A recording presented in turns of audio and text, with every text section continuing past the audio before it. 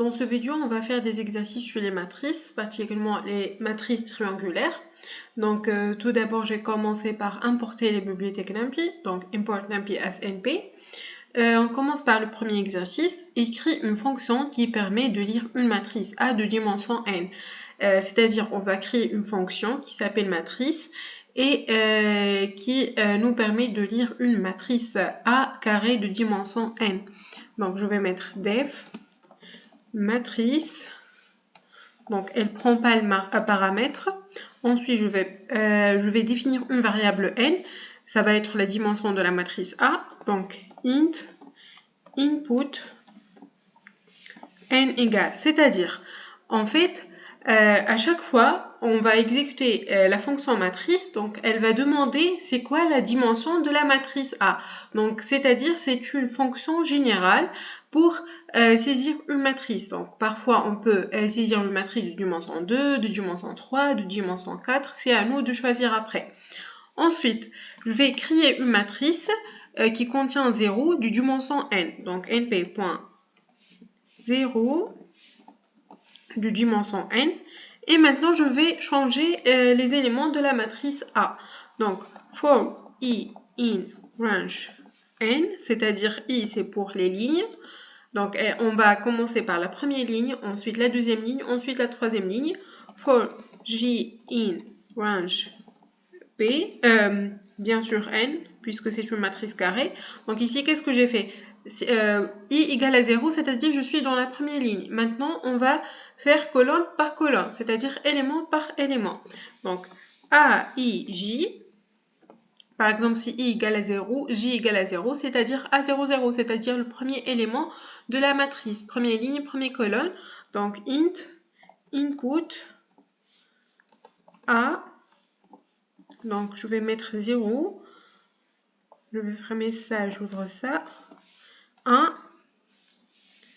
Il manque ici. Et ensuite, je vais faire comme ça. Point format. Je vais expliquer qu'est-ce que j'ai fait.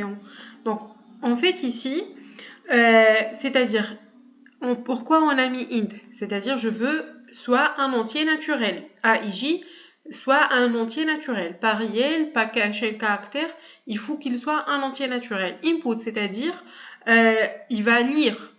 Après, il va afficher A01. Point format IJ, c'est-à-dire à chaque fois que IJ, par exemple, elle prend un autre valeur, donc il faut changer. Donc, on va voir bien dans l'exécution. Donc ici, return A. Et maintenant, je vais exécuter la fonction matrice. Donc, je fais comme ça. D'abord, il a demandé n, c'est-à-dire le nombre des lignes. Par exemple, je vais prendre le nombre des lignes colonnes, bien sûr, la dimension de la matrice A. Donc, par exemple, je vais mettre 2. Je veux créer une matrice A de dimension 2. Ensuite, il a demandé d'entrer le premier élément, première ligne, première colonne. Donc, par exemple, je vais mettre 1. Ensuite, il a demandé première ligne, deuxième colonne, puisque i égale à 0, j égale à 1 maintenant. Donc, je vais mettre 5. Ensuite, deuxième ligne, première colonne, je vais mettre 4. Et deuxième ligne, deuxième colonne, je vais mettre 3 par exemple. Là maintenant, je vais afficher la matrice A. Donc, première ligne, c'est 1, 5. Deuxième ligne, c'est 4, 3. Maintenant, si par exemple, je choisis matrice, je choisis de dimension 3.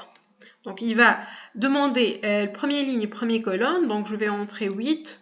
Première ligne, deuxième colonne, 3. Ensuite, je vais mettre 6.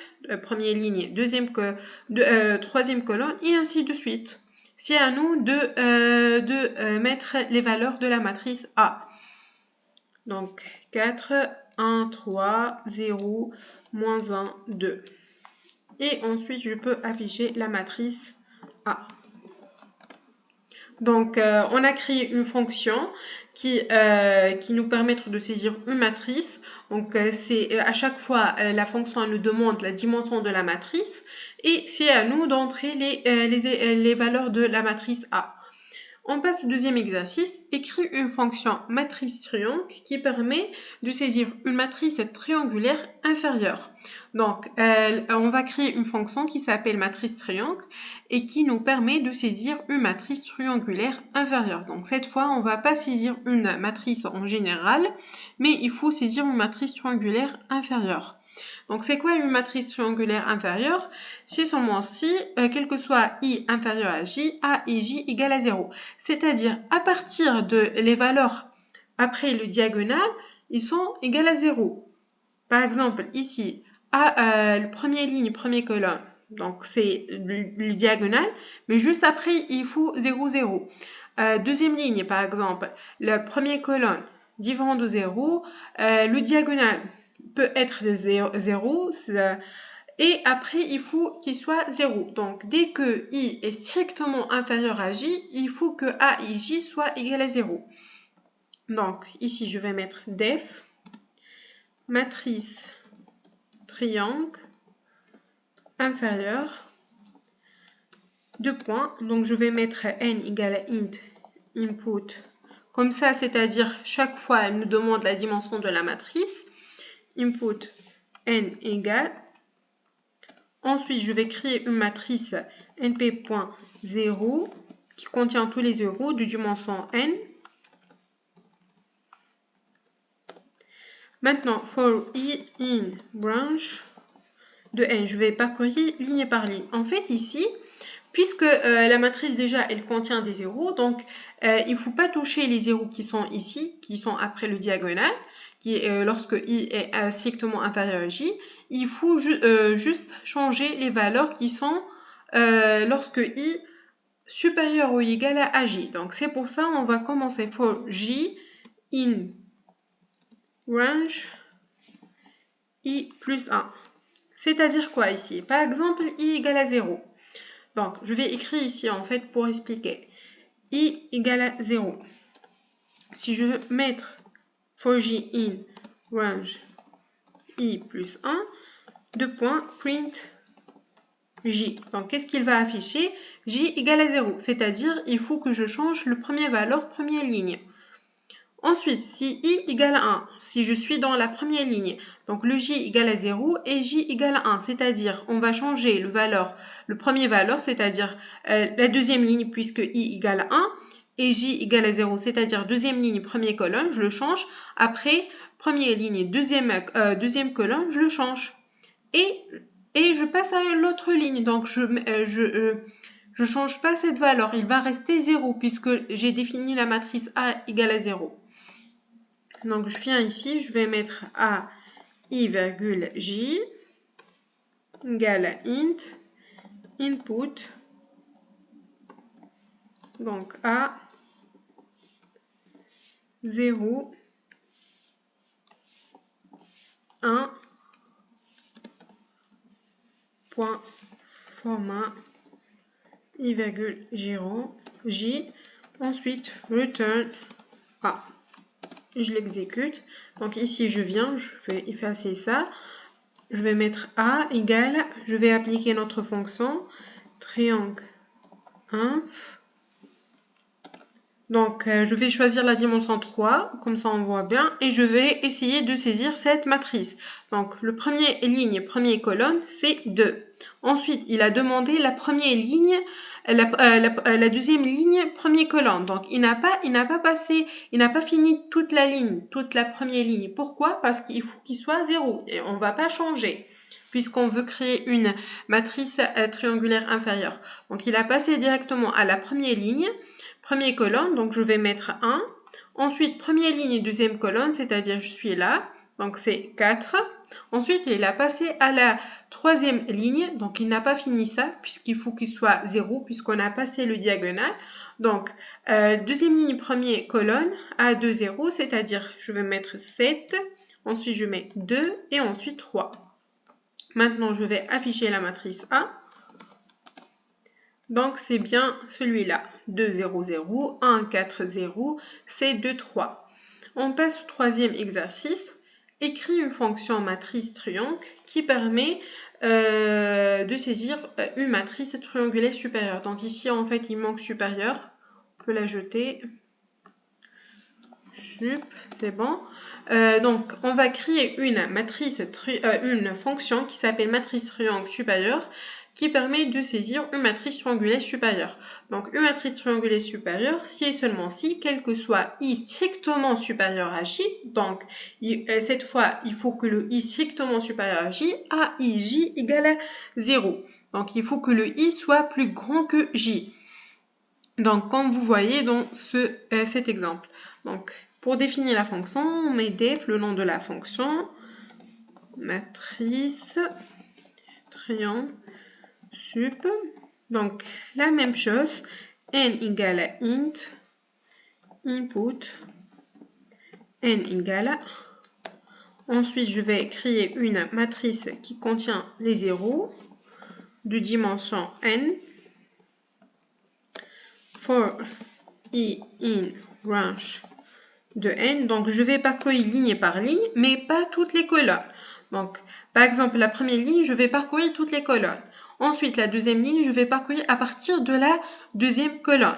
Donc, par exemple, quand i égale à 0, je vais parcourir toutes les colonnes. Quand i égale à 1, je vais commencer par la deuxième colonne, c'est-à-dire l'indice, ça va être 1, puisque les indices commencent par 0. Donc, for j, i, range de i, n. Donc, c'est-à-dire, si i égale à 0, je suis dans la première ligne. Donc, si je mets comme ça, c'est-à-dire le j, il va commencer par 0 jusqu'à n, c'est-à-dire il va parcourir toutes les colonnes. Ensuite, si i égale à 1, donc je suis dans la deuxième ligne. Donc le j, il va commencer par 1 jusqu'à n, c'est-à-dire il va commencer par la deuxième ligne jusqu'à la fin. Et si i égale à 3, si i égale à 2, c'est-à-dire je suis dans la troisième ligne. Donc le j, il va commencer par 3, c'est-à-dire par la dernière colonne. Donc, bien sûr, si la dimension est égale à 3, comme cet exemple. Et ensuite, je vais changer à j égale à int input à 0, 1, point format i,j return a. Donc, je vais appliquer notre fonction. On va appliquer notre fonction. Donc, a égale matrice triangle sup. Ah, oui. Triangle. Donc, j'ai fait une erreur. Encore une autre fois. Et c'est bon. Je vais essayer de saisir cette matrice aussi. Donc, c'est de dimension 3. Donc, il a demandé la première ligne, première colonne. Donc, c'est 1. Ensuite, la première ligne, deuxième colonne, c'est 2. Et la première ligne, troisième colonne, c'est-à-dire 5. Après, il a passé à deuxième ligne, deuxième colonne. Donc, c'est 4. Donc, il commence à partir de ça. Ensuite, c'est la deuxième ligne, troisième colonne. Donc, c'est 3. Et ensuite, 3. On va afficher notre matrice A. Donc, c'est bien cette matrice 1, 2, 5, 0, 4, 3, 0, 0, 3. Quatrième exercice, écrit une fonction triangle sup qui prend une matrice A et vérifie si cette matrice est une matrice triangulaire supérieure ou non. Donc, on va créer une fonction qui s'appelle triangle sup qui prend une matrice A et qui va vérifier si cette matrice est triangulaire supérieure ou pas.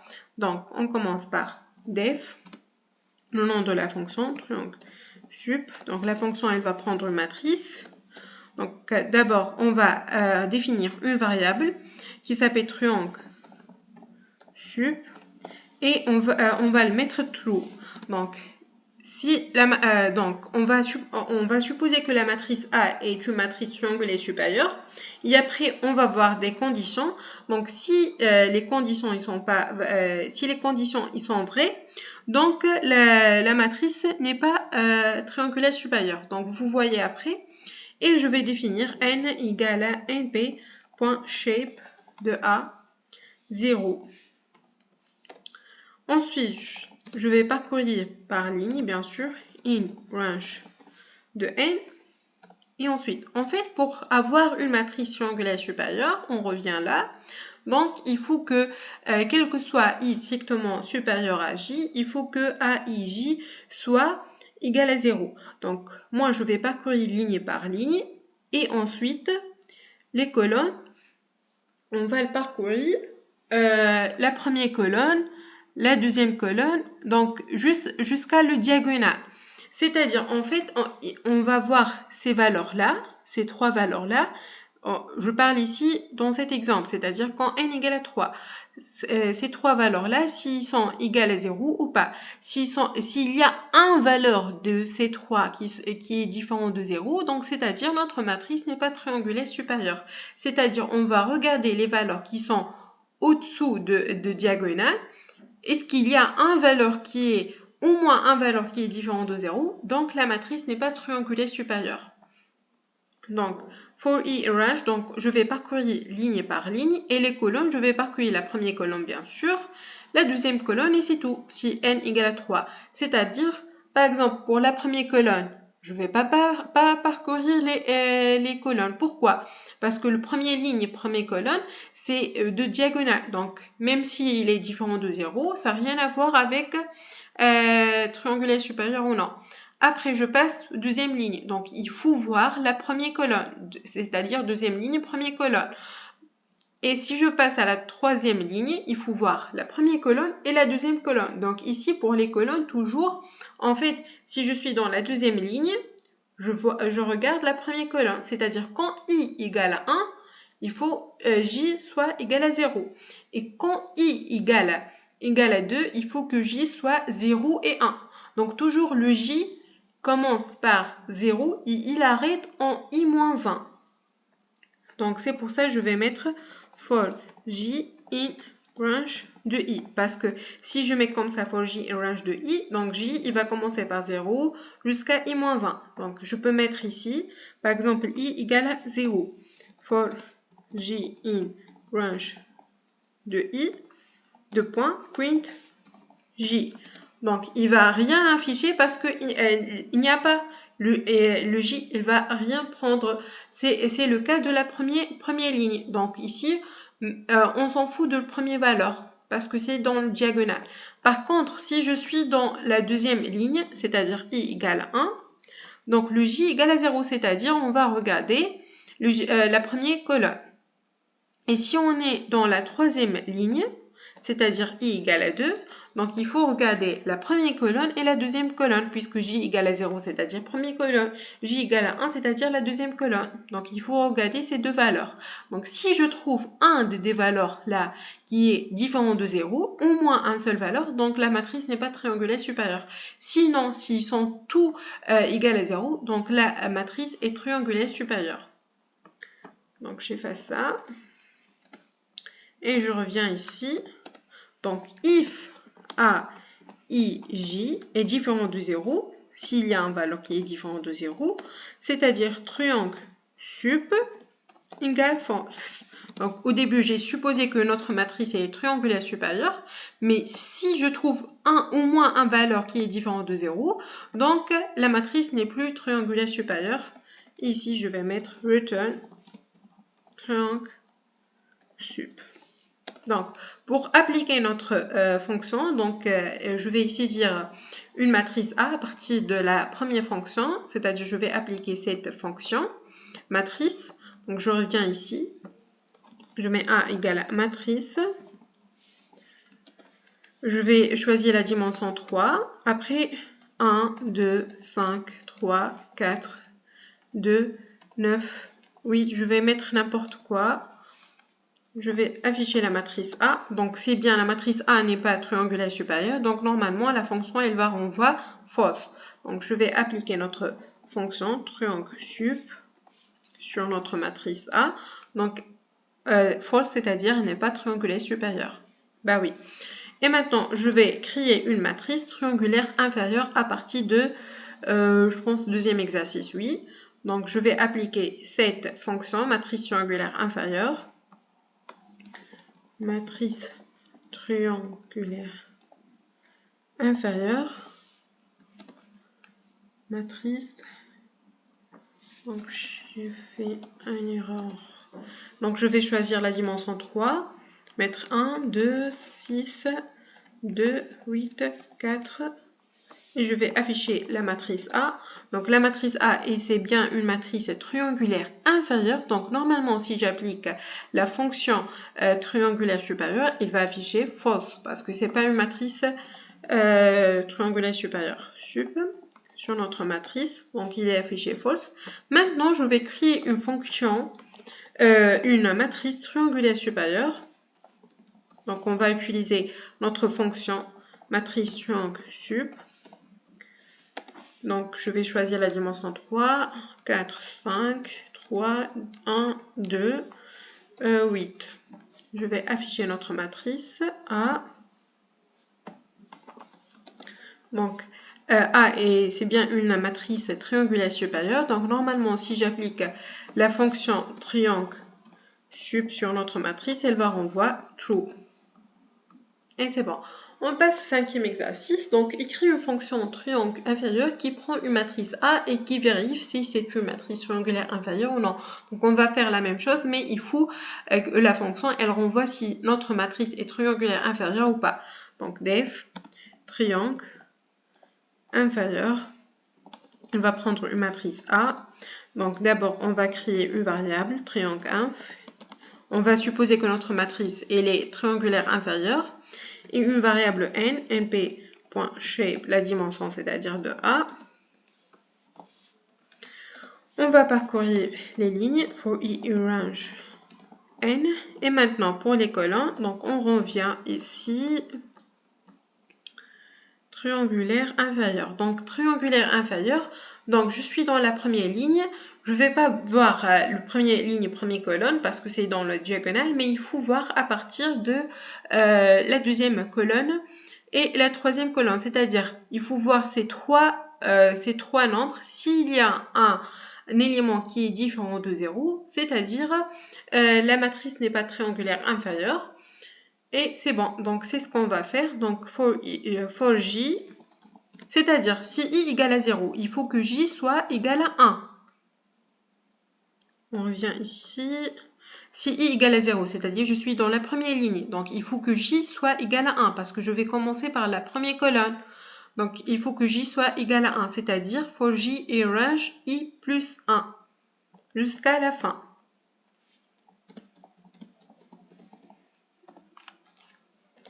Plus 1 jusqu'à la fin, 2 points.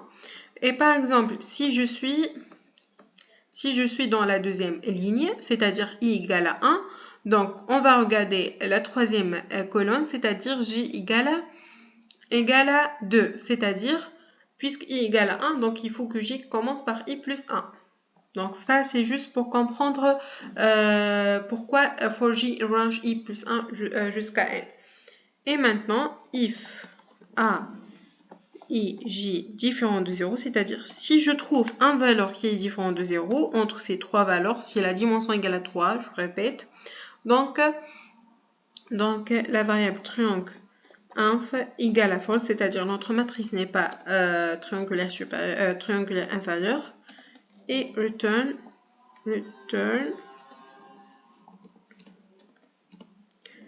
triangle inf. Maintenant, je vais faire la même chose. Je vais définir une matrice à partir de notre première fonction. Donc, je vais choisir la dimension 2. 1, 2, 6, 3. Je vais afficher notre matrice. Ensuite, je vais, donc, c'est pas triangulaire inférieur. Je vais appliquer notre fonction triangle inf sur notre matrice. Donc, normalement, elle renvoie false. Maintenant, je vais créer une matrice triangulaire supérieure. Matrice triangulaire supérieure.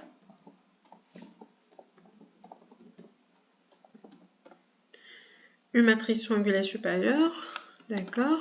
Donc, je vais choisir la dimension 3. Ensuite, je vais mettre les valeurs. Je vais afficher la matrice A. Donc, c'est une matrice triangulaire supérieure. Je vais appliquer notre fonction. Donc normalement, elle renvoie false. Et maintenant, je vais créer une matrice triangulaire inférieure à partir de notre matrice, d'une autre fonction. Matrice triangle inférieur. Donc je vais choisir maintenant la dimension 4. Juste pour expliquer une chose. 1, 5, 2, 6, 3, 4, 7, 9, 8. Donc, je vais afficher la matrice A. Donc, ici, la matrice A est bien une matrice triangulaire inférieure. Donc, qu'est-ce qu'elle va faire la boucle ici? Juste pour expliquer ça. Donc, quand I égale à 0, c'est-à-dire je suis dans la première ligne. Donc, le J, il va commencer à partir de... l'indice, il va commencer de J à partir de I plus 1, c'est-à-dire 1, c'est-à-dire la deuxième colonne. Donc, il va commencer à partir de la deuxième colonne. Il va voir ici, est-ce qu'elle est différente de 0 ou pas? Elle n'est pas différente de 0. On passe, elle n'est pas différente de 0. On passe, elle n'est pas différente de 0. On passe aux deuxième ligne, c'est-à-dire I égale à 1. Donc, J il va commencer par 2, c'est-à-dire la troisième colonne. Donc, ici, c'est différent de 0, c'est égal à 0. Ici aussi, égal à 0.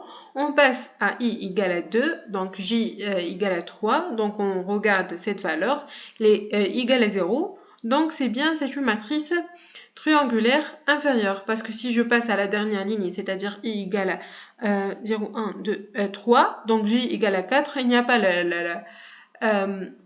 la cinquième colonne, donc c'est bon, on arrête ici. Et donc, il n'y a pas une valeur qui est différente de 0. Donc, la matrice est bien une matrice triangulaire inférieure. Donc, je vais appliquer notre fonction.